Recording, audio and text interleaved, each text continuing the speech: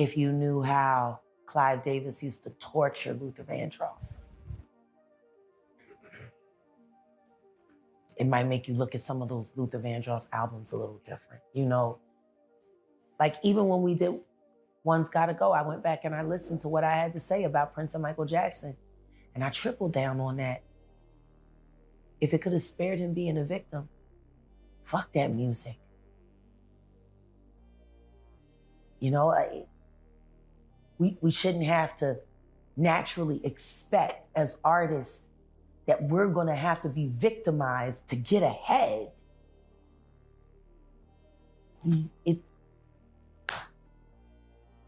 How does something that God gave us that brings so much joy end up in such fucked up shit all the time? I want to be able to look at a young artist and see her grow up and know she never had to have what happened to me happen to her to get a Grammy,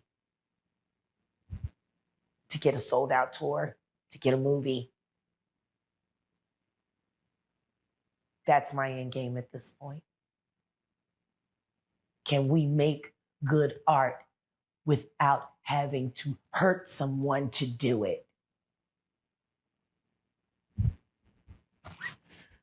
Well, can we send our kids to auditions and pray to God they don't get fucking touched? You know, is that really asking for so much? 50 isn't just as bad as Diddy.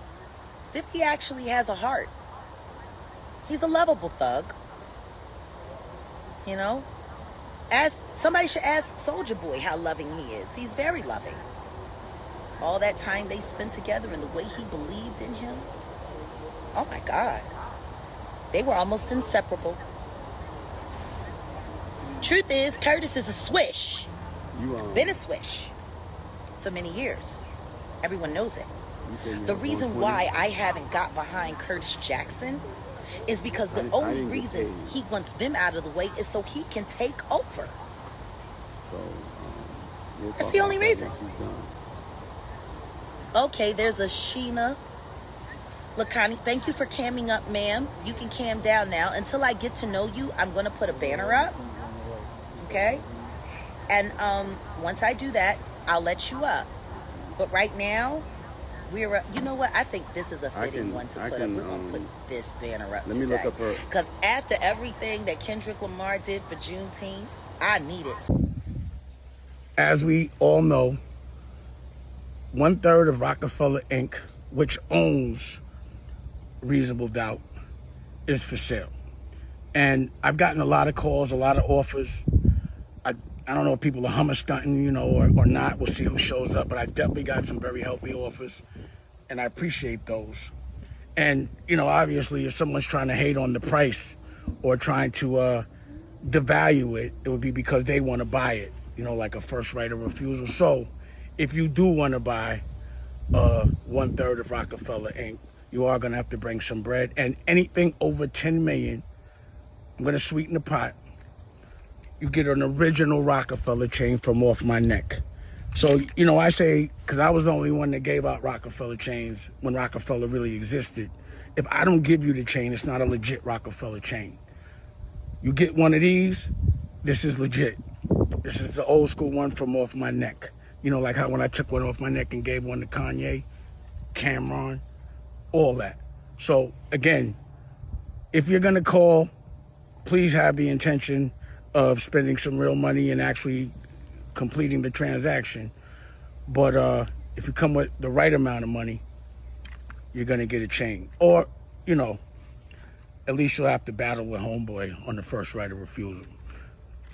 Hop.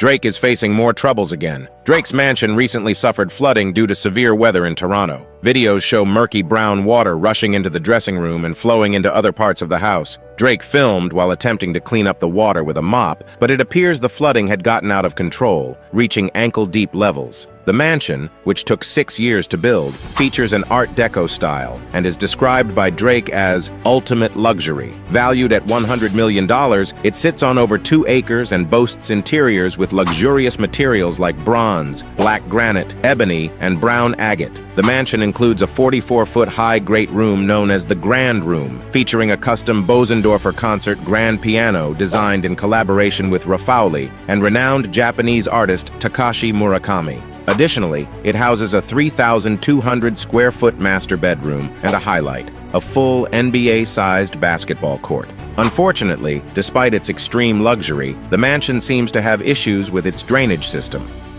I don't believe Jay Prince is a professional anything. He's a CEO of a rap label, so he's a professional entertainer. So he can entertain. He's been in the entertainment business. He ain't been in the street business.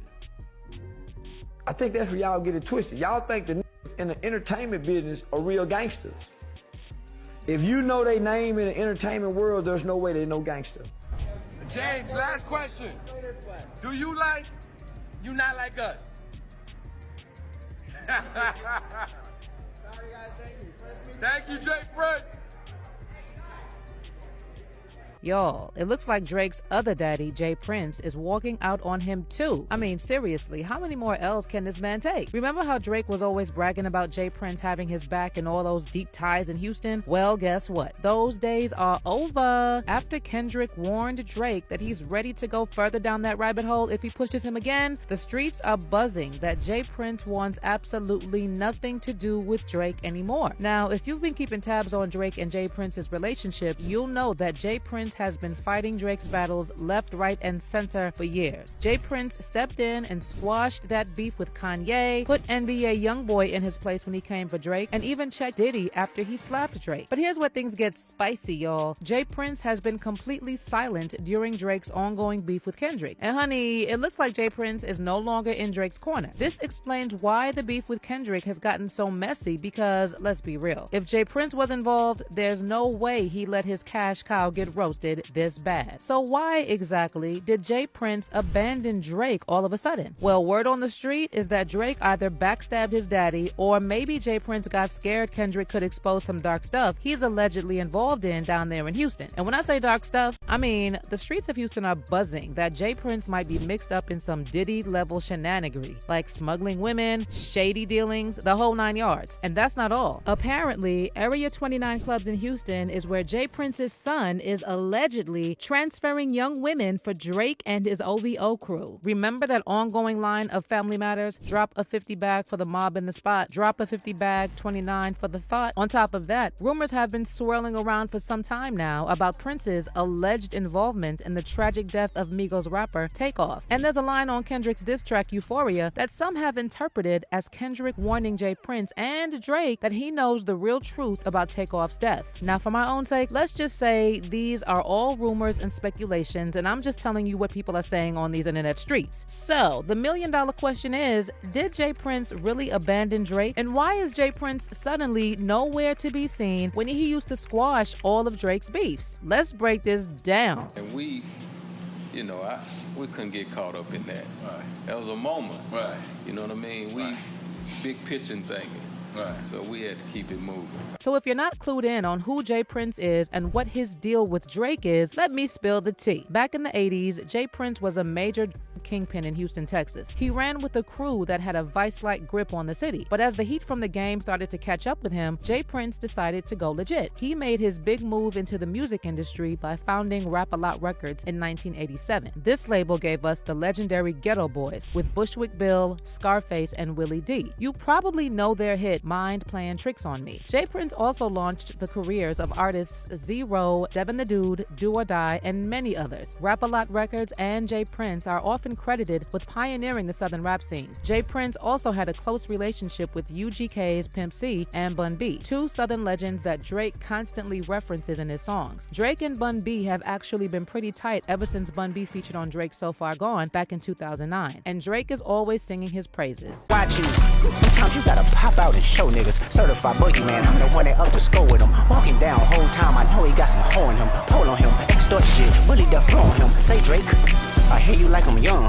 You better not ever go to cell block 1. To any bitch that talk to him and they in love, just make sure you hide your little sister from him.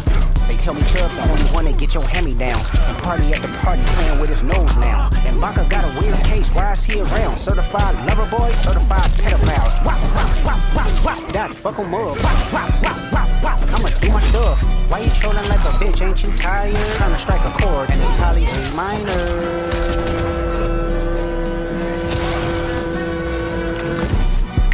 They not